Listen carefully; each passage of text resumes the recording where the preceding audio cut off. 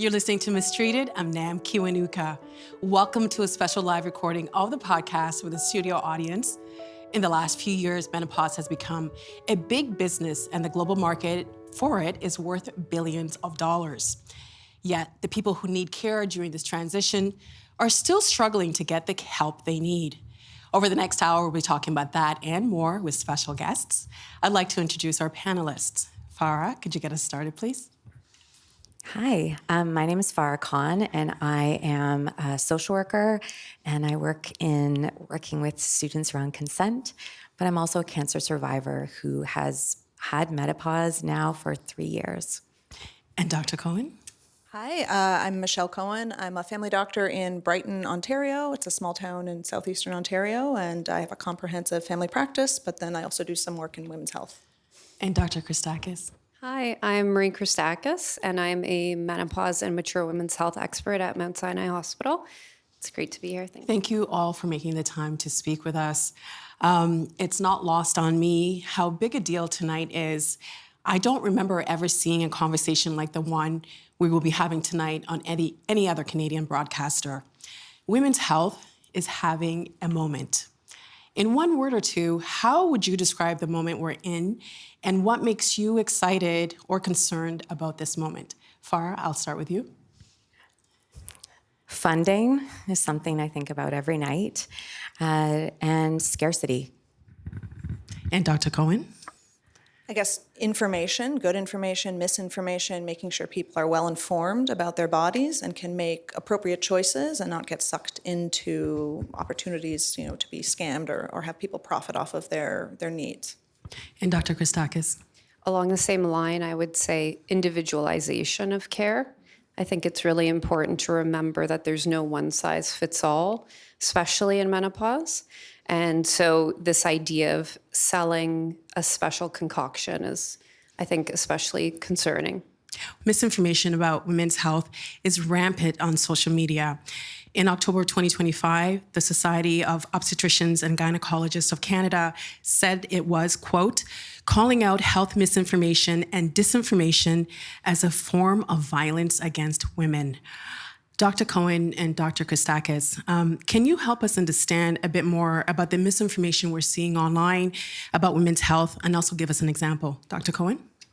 Okay, so I think one good example, I see this all the time, is the concept of balancing hormones. People talk about it all the time. It kind of makes a sort of intuitive sense. You feel, if you're feeling bad, you feel like things are out of whack, or, if you feel okay for 2 weeks of the month, and then the other 2 weeks of the month, you're just a completely different person. Like, it feels like something is unbalanced. I only had one good day a month. One good day a month. But I'm not greedy. I'll take one day.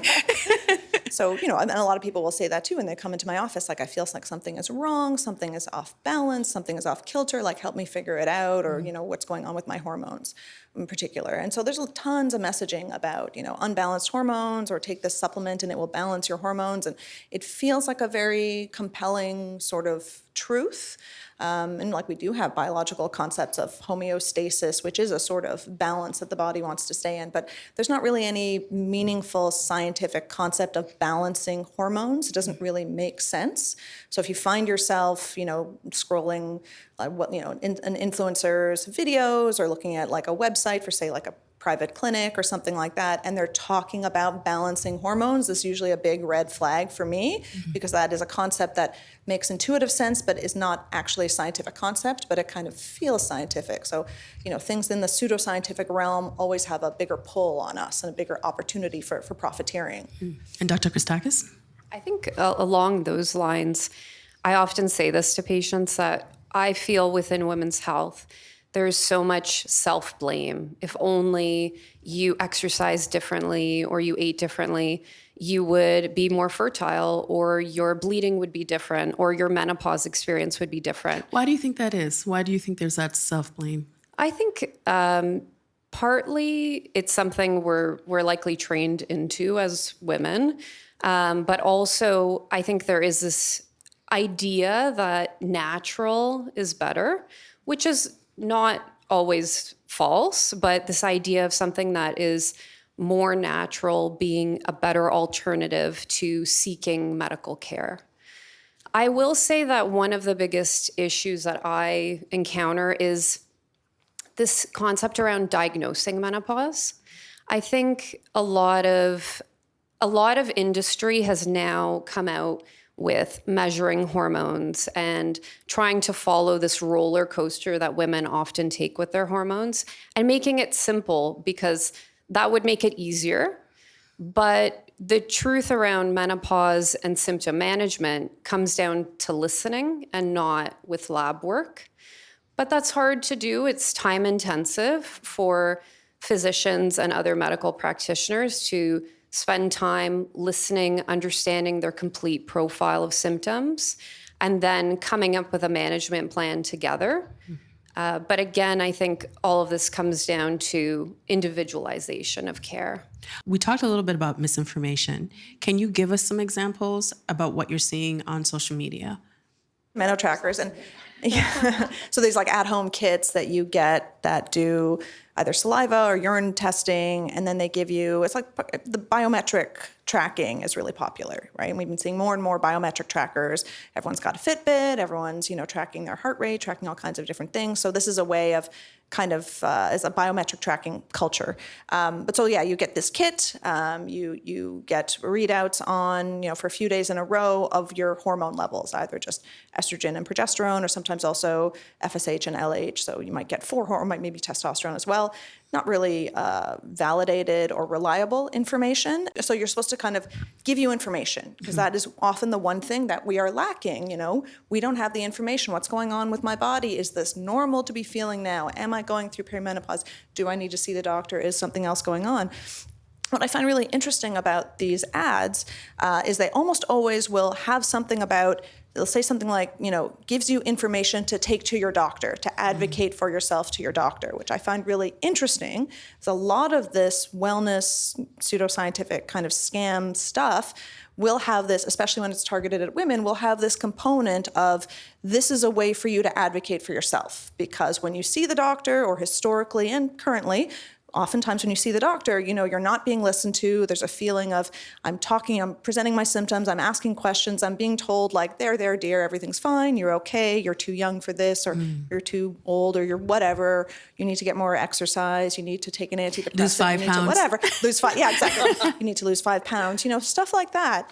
And sometimes that lifestyle advice is helpful, but it has to be taken in the context of like the whole picture of what someone is coming in with. So if you're leaving the doctor's office, again and again and again, feeling frustrated and unheard and just like left behind, then I think that is very compelling when you see an ad that's like, oh, track your stuff. It gives you information. The doctor's not giving you information, but we're giving you information. And then take this information and advocate for yourself to your doctor.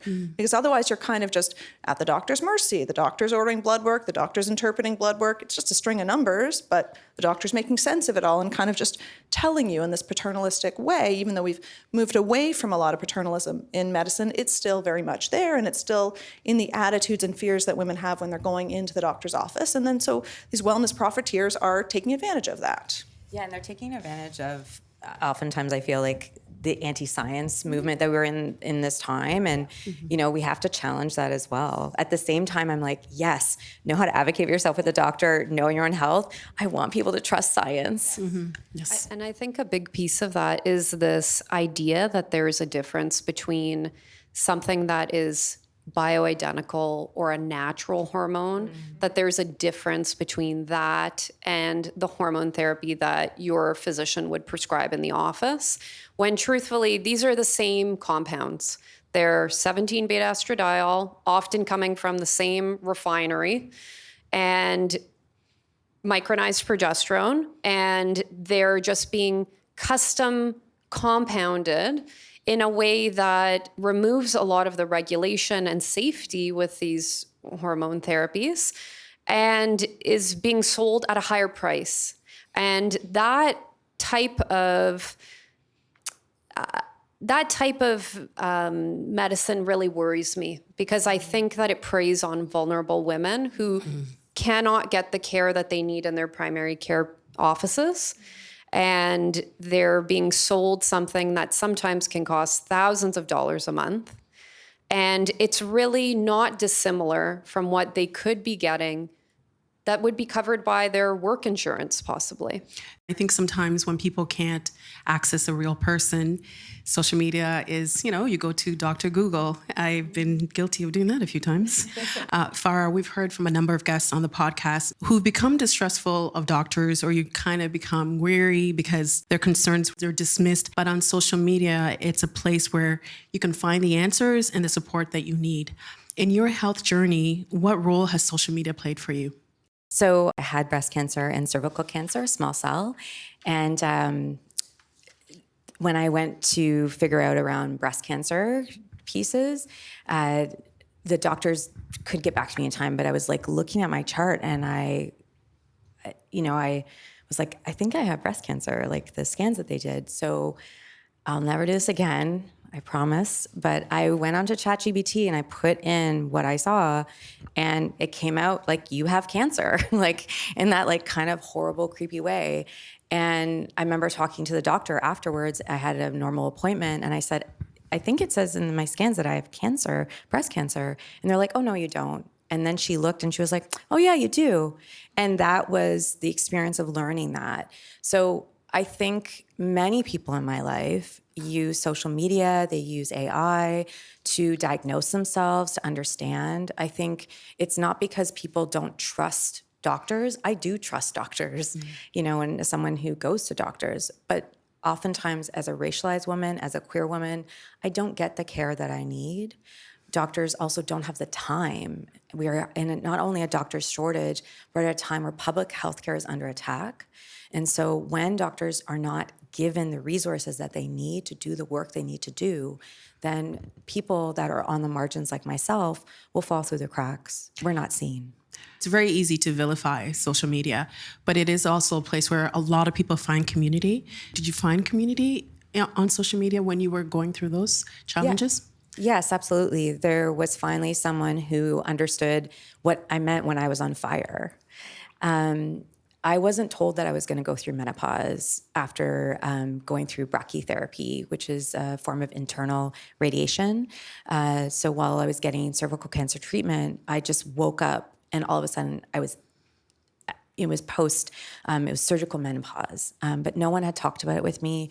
There was no information about it. So I had to go online. And you know what I found? I found memes.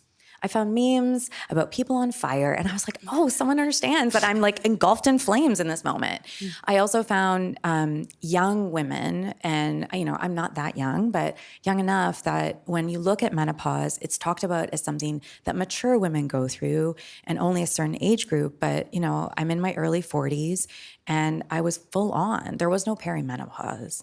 And so I think that really helped. I knew I wasn't alone, and someone was naming also the solutions that they were finding. So I don't know about you, but I got those fans, those portable fans that you wear on your neck. And I was like, this is making me feel good. And it looks cool too, right? It looks like you are listening to radio. I said cool. My daughter's in the audience. I'm sorry. I looked amazing.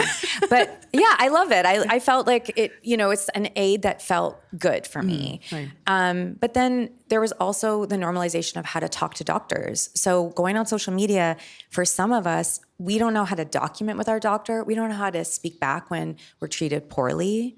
And I've been treated poorly. We don't know that we can say no.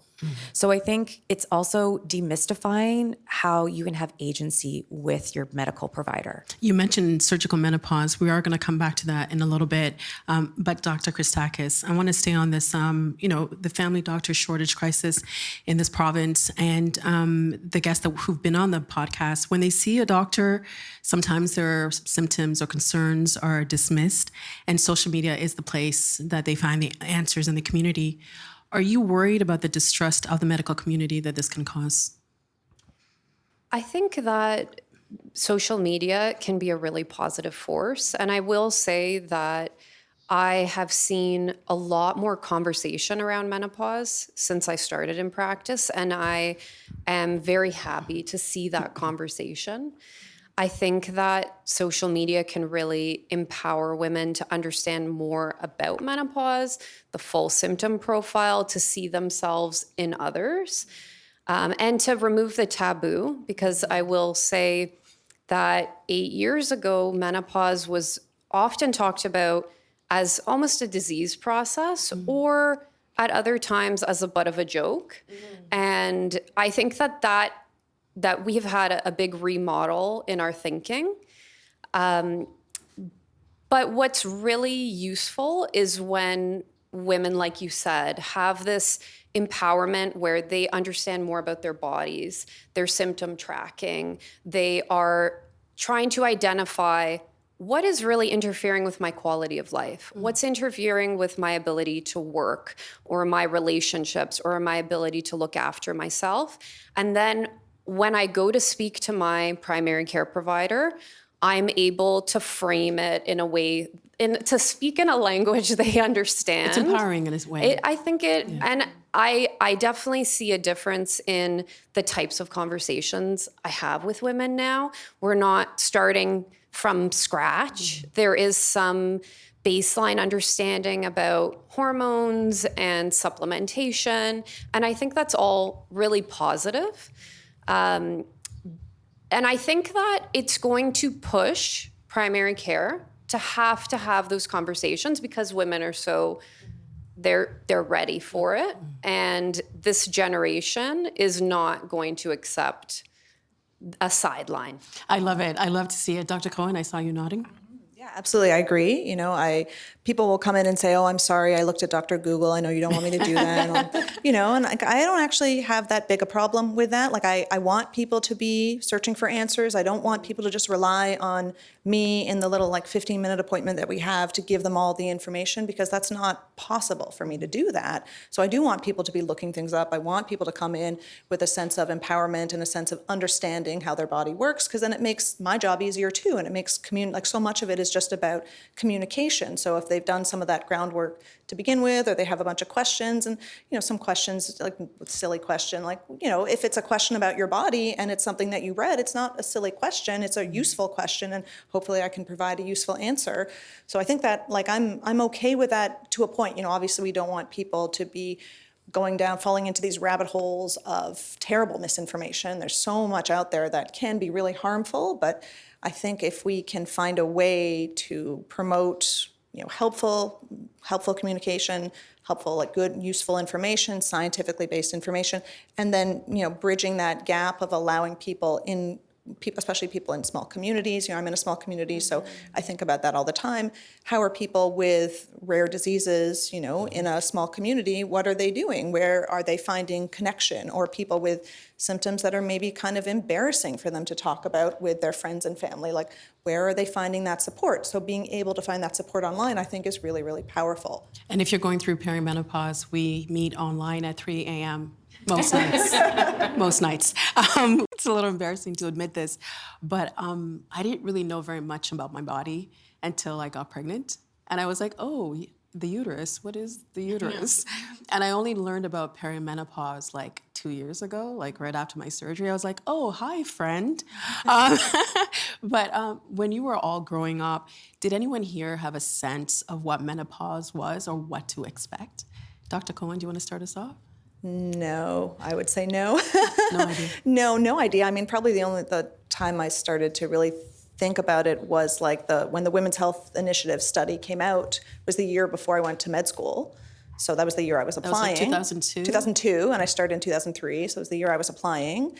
And so, I was thinking about it in that sense that I was just paying more attention to healthcare in general. So, it kind of flagged my notice, I guess, then. But prior to that, I don't think I really have any memories of learning about menopause. What about you, Dr. Christakis? Yeah, I can say when I was young, when I was a teenager, I think that, again, a lot of conversation around menopause was a butt of a joke or the end of fertility. But I was very lucky very early in my medical training that I spent some time with Dr. Wolfman and other mentors in this area. And I just found it to be such a rewarding interaction with women, partly because of what we're discussing today, that no one else was really having this conversation. No one was taking it seriously for them. And something that seemed very simple for us as physicians, having a conversation, prescribing something that's very low risk had a huge cascade on their quality of life. And so that hooked me very early on. What about you, Farah? Did you know very much about it? No, my mom got me that book, what's it called? Where Did I Come From? It had a sperm with a top hat and an ovary with like a, if you don't know it, you should look it up. But that was kind of how I knew about my body. I think my body was a secret, and I think many of us grow up with our bodies being secrets, where only other people can tell us how they work, what they look like. And so no, and I was lucky when I was in high school, got into feminism and got that book, Our Bodies, Ourselves, which is like a thick tome. And I still have it from the 90s. And it was amazing. And so they did talk about menopause, but not deeply at that time. And I think, I too saw it in like Cruella de Vil, like all the kind of caricatures we have of women of a certain age. It's like throw them off the cliff or something, right? So yeah, all the villains. I heard about all the villains. I think they're all going through menopause. It's understandable though, but it's also like this fear. This is kind of like fear around it, which kind of makes me uncomfortable because it's where if you're lucky enough to have the privilege to get older, you will experience that at some point. Do you think we kind of need to change the conversation as something to fear, or maybe just something to understand?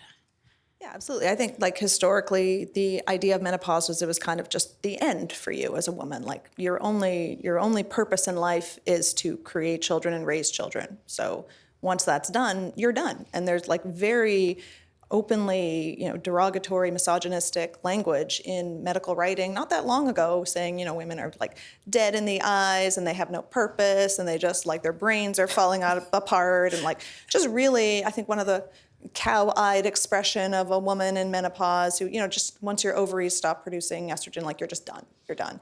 So yeah, I think that in fact that attitude both reflects the idea at the time, like the just general kind of misogyny that we're all just simmering in all the time, and also that affects just how we provide healthcare, how we can think of women's problems, how we think of women at midlife and beyond.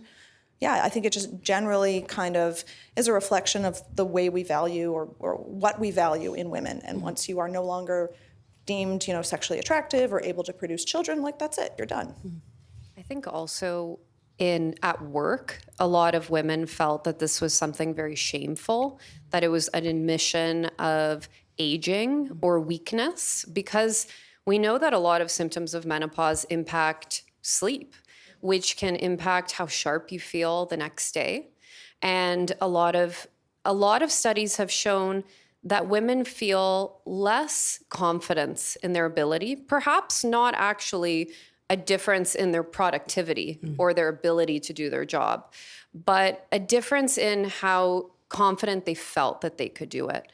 And I think that it does have a lot to do with menopause being pushed into these kind of dark corners that people didn't talk about.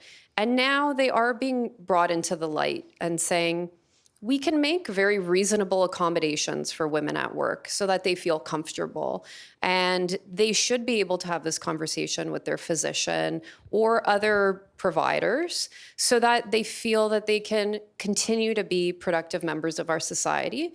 Because frankly, women at midlife going through menopause are so valuable to us in our workforce, in our communities as leaders and advocates, and we really benefit from their experience. And so when I see a woman who's a patient of mine who is a very high functioning person in society and says, I feel good and I feel that I can contribute, then that's a really special influence that we can have. I'm so glad you said that, because I think there is still that stigma about saying that when you're at work, because usually during midlife it's like you're in the prime and then you are hit with this. But it does make me understand my husband more and how he chews so loudly. It's not a him thing, it's a me thing. Farah, you had a reaction. Yeah, I keep thinking about the fact that maybe menopause is this way of just being like, I'm not going to be nice anymore. I don't know, like there's this idea that we are trained from a very young age to be nice, to say that patriarchy, misogyny, things that people say to us, that's okay because I'm nice.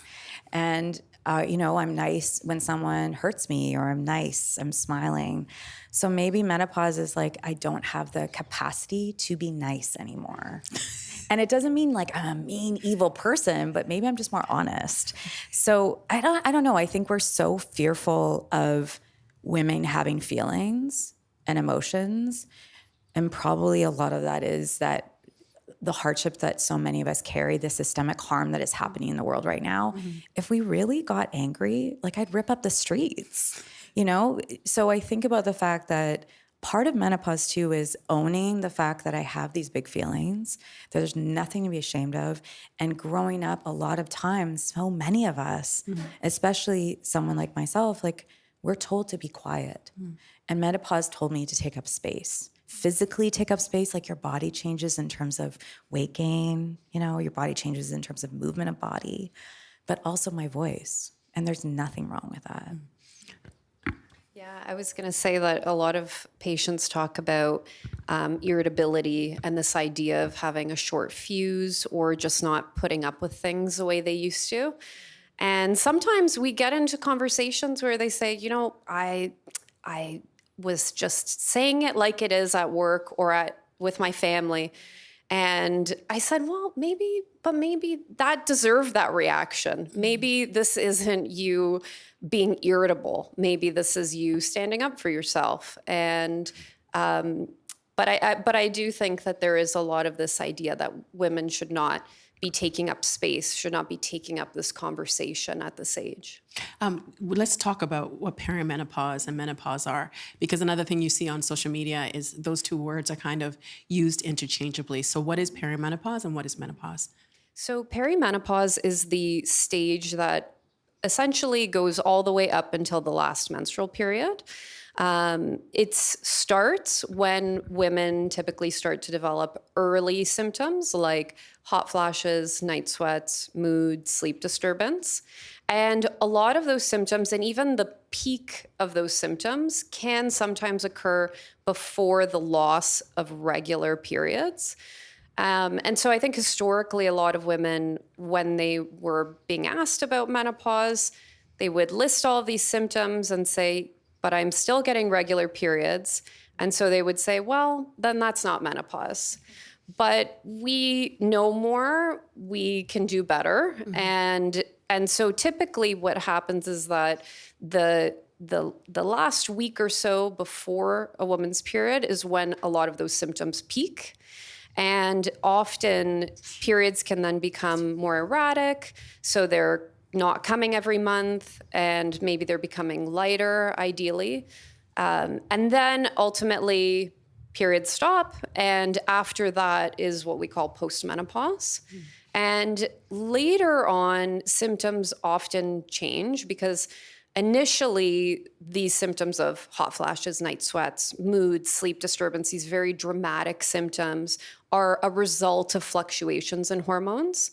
And then things become a lot lower and steady, and symptoms can change into joint aches and pains, changes to cognition, like word finding difficulty or short-term memory loss, changes to body composition, so overall weight gain or distributing more fat to the belly or around the organs, and joint pains. So a lot of these later stage menopause symptoms have a kind of a different profile, and they can definitely be all mixed together and varied based on the person. But I think what's important is being able to support a woman at every stage of menopause and knowing that your symptoms can change and the solution to your problem is probably going to need to constantly change with them. How many symptoms? Because I know there's frozen shoulder, there's something happening with your ears, there's something happening with your smell. You can smell everything. Yeah, I think it's amazing, actually. This is something that social media is bringing us, is that, a lot of studies have really focused on hot flashes and night sweats.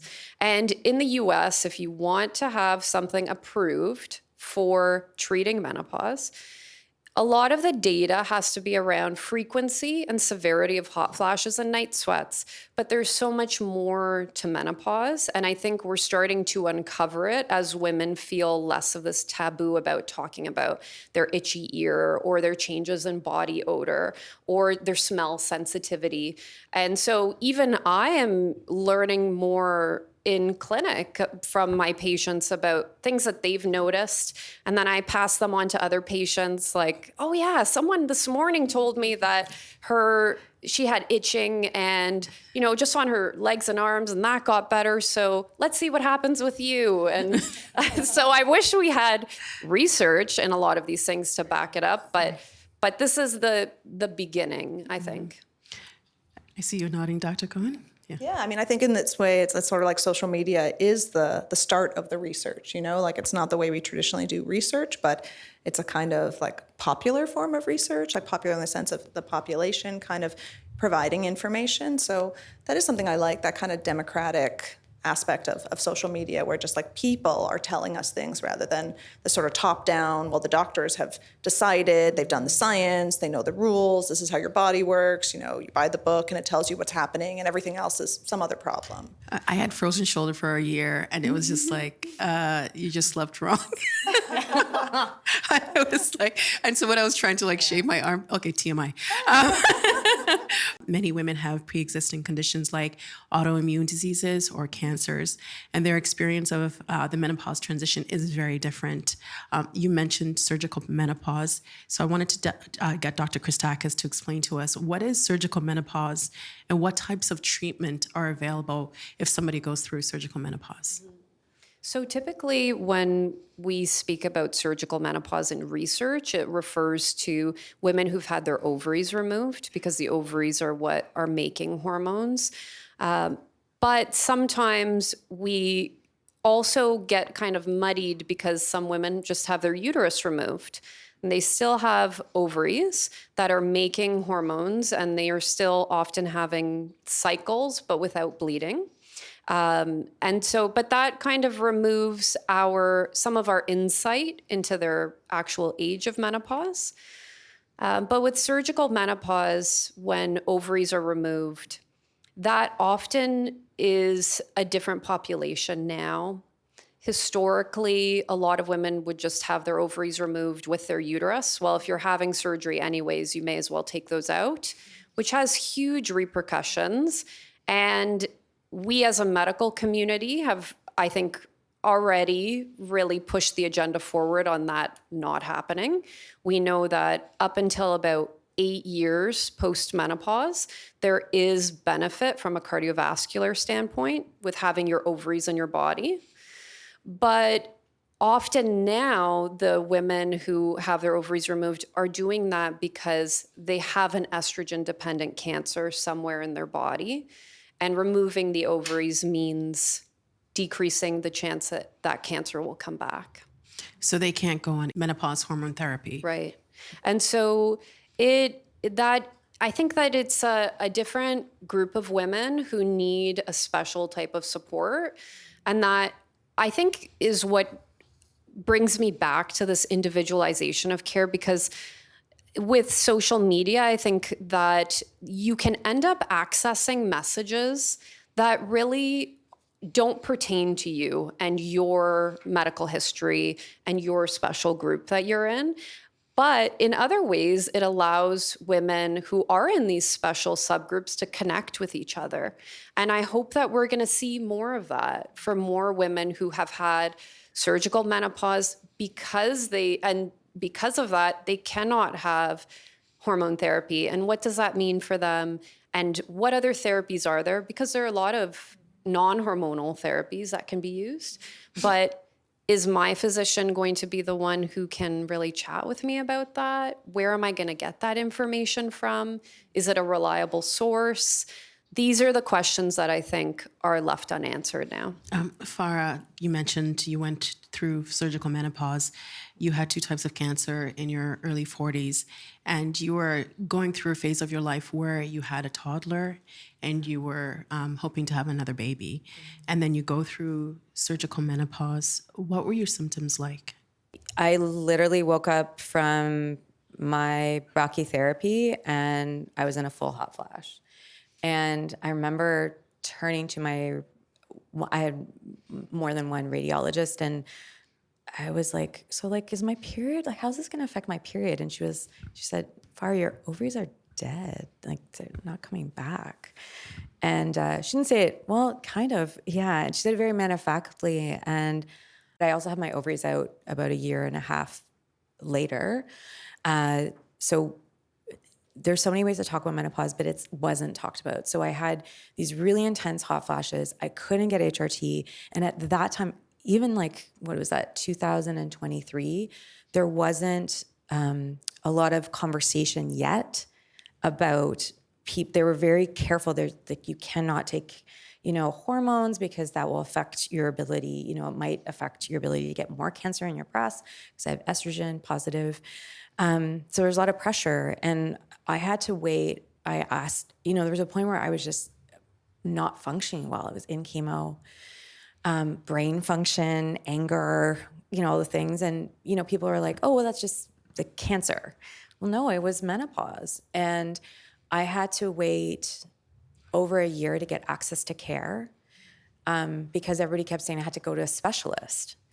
And by the time I went to a specialist, I had already figured out some care for myself. And I will say that the internet of women talking to women is important, but I learned a lot from trans men who were taking hormones and talking to them about it, and talking to trans women and talking to people, which I think we, as talking about menopause, we need to talk about also trans people in these conversations and learn together those communities around healthcare and around hormones. Because talking to trans men about taking tea and putting it on your clitoris as a form of when radiation and menopause creates like shrinking. I don't know what the medical term is, but you can tell me what that is.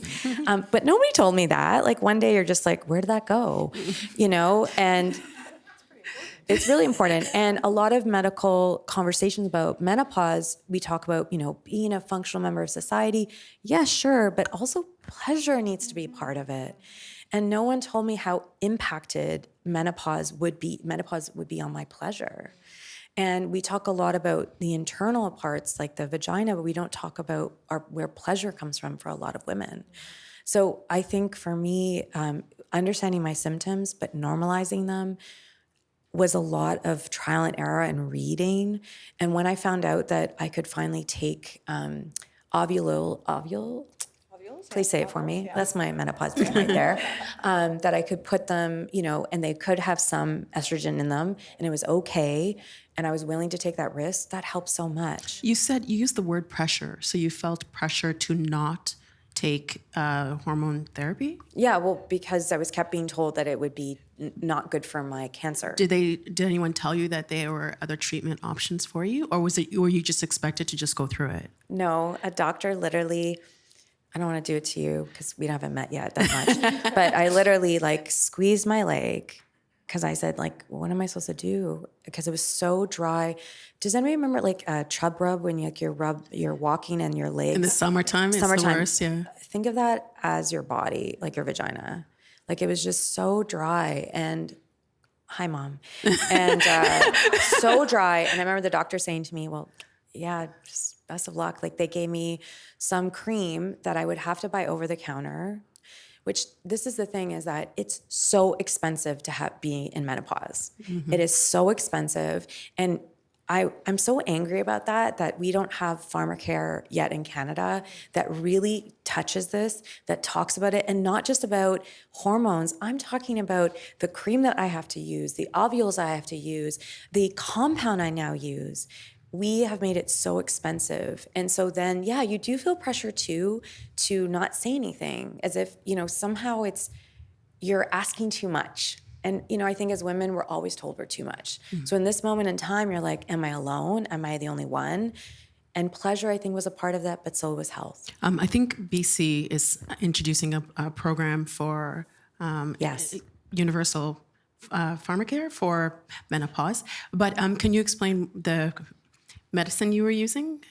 So there was a vaginal estrogen, I'm guessing, like ovules, yeah. Well, so there's a lot of misinformation around vaginal estrogen and when it's safe to use, and like I'm sure you've experienced this as well. Some doctors, there's confusion about whether or not you can take oral estrogen or like a patch or something and use vaginal estrogen at the same time, which you can. But I've had many pharmacists sending me, after I've sent a prescription saying, "Oh, Dr. Cohen, you can't do 2 types of estrogen," and then the patient's calling and, "Oh, pharmacist said I can't do this." So correcting that misinformation. And I'm a doctor who will prescribe both of those things, but then there are going to be physicians who, in your experience, will say, "Well, I'm sorry, I can't do that. I can't provide the vaginal estrogen for you because of your breast cancer history, because you had an estrogen-dependent breast cancer," and that kind of thing. So there's misinformation just within the healthcare community about the use of vaginal estrogen as well. So that's frustrating, And now there's a shortage of patches. And there's a shortage. Yay!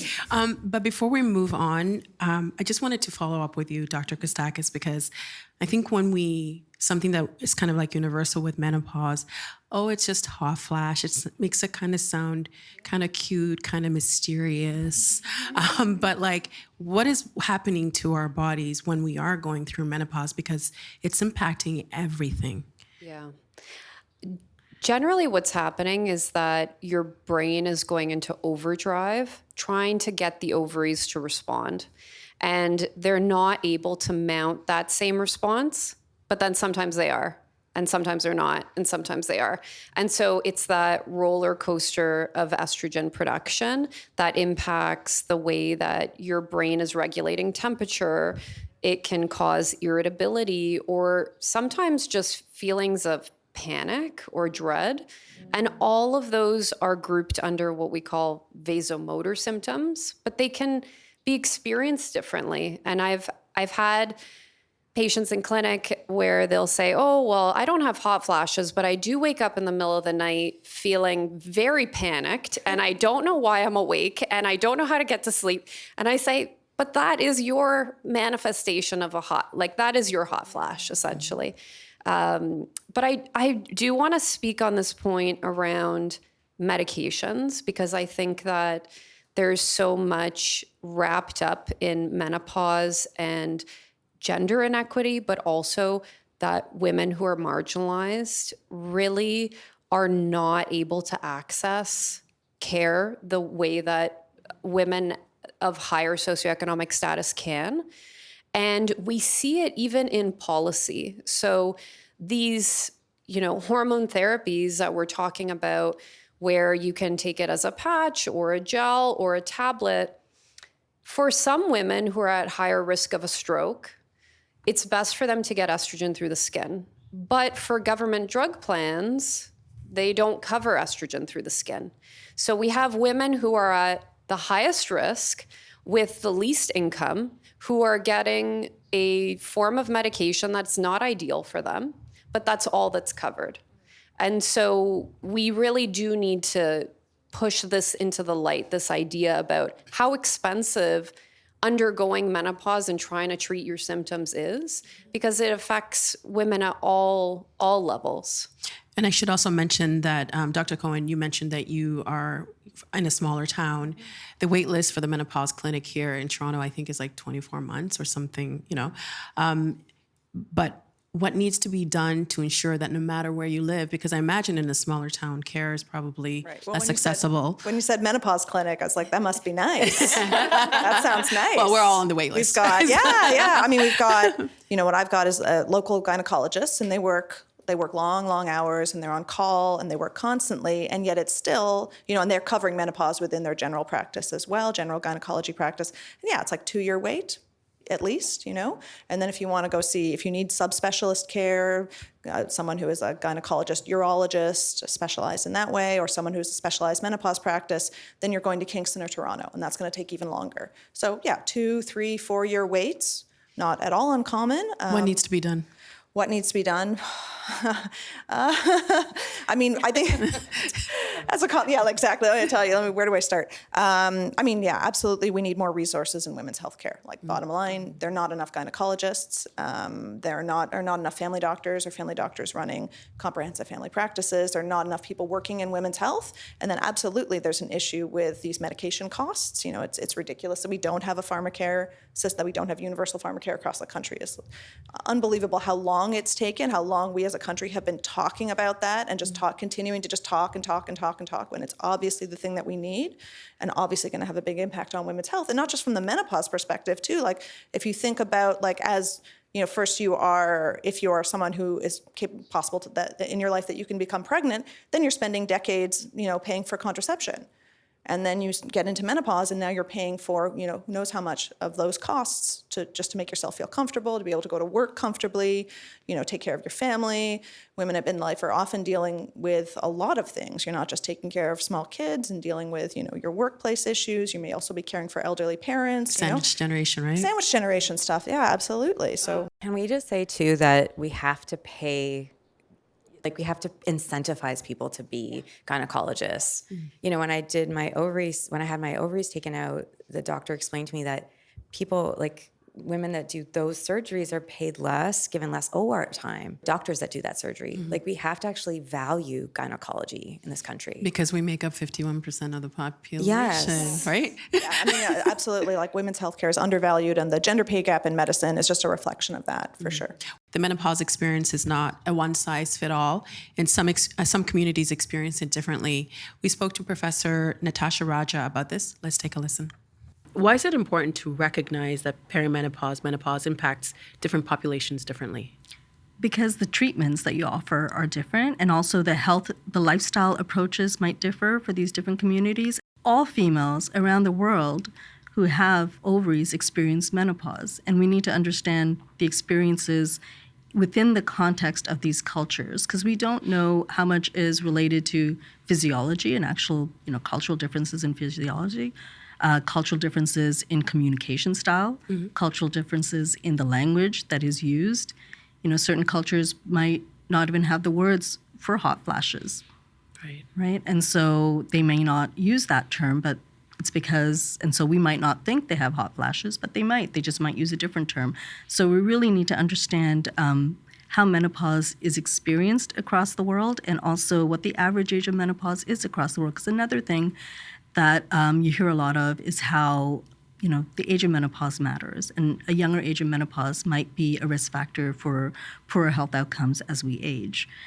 But we don't know if that's true for all females in all communities. That is based on Western standards and results that have happened in studies that have not represented more diverse populations. Farah, this is something that matters to you. Why is it important for us to acknowledge this, that menopause is not experienced the same in different communities?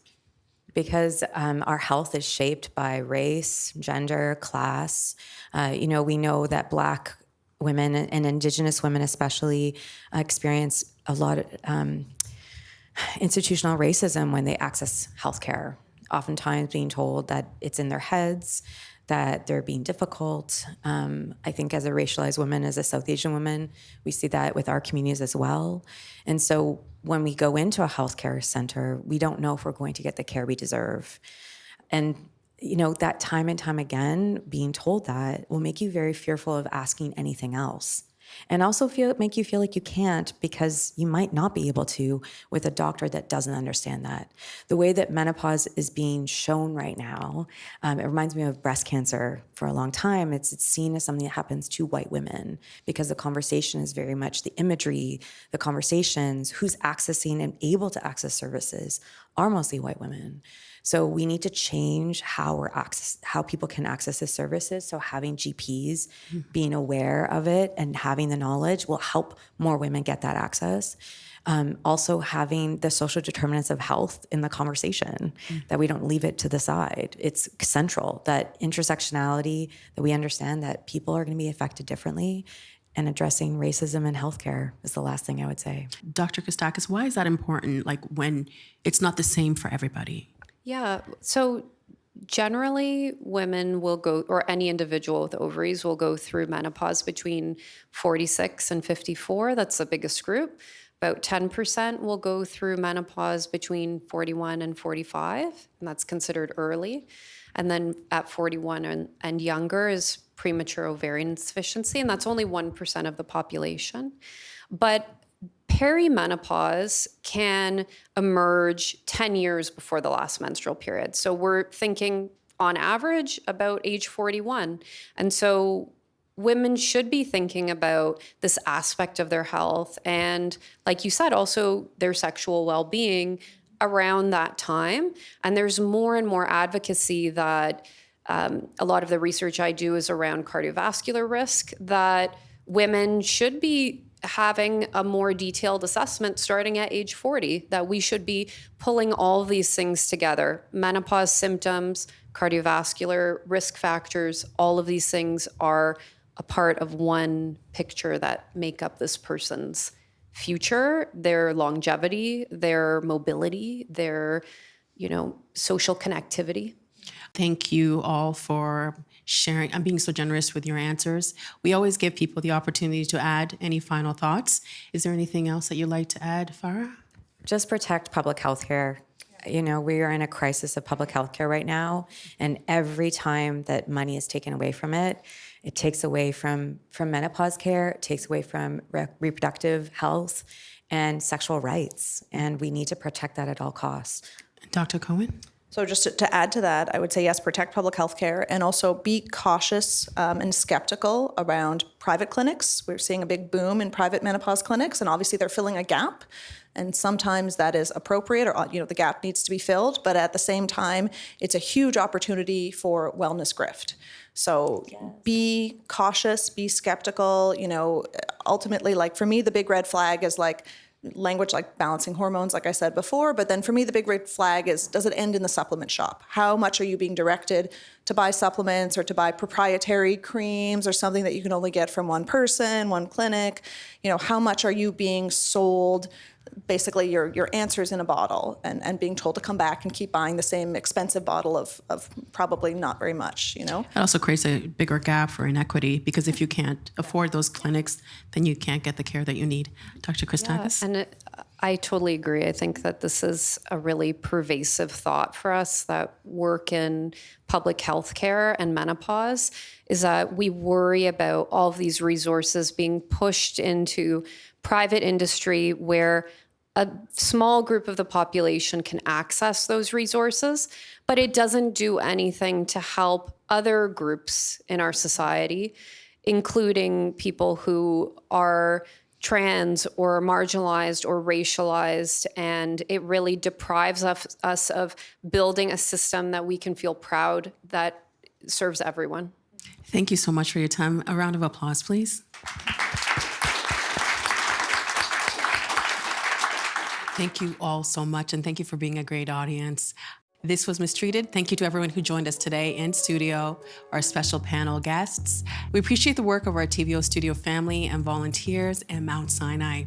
This week's episode was produced by Chantal Dalmar, Matthew O'Mara, and me, and edited by Colin Kish.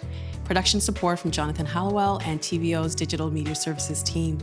Laurie Few is the executive producer of Digital. John Ferry is vice president, programming and content. Thanks so much for listening.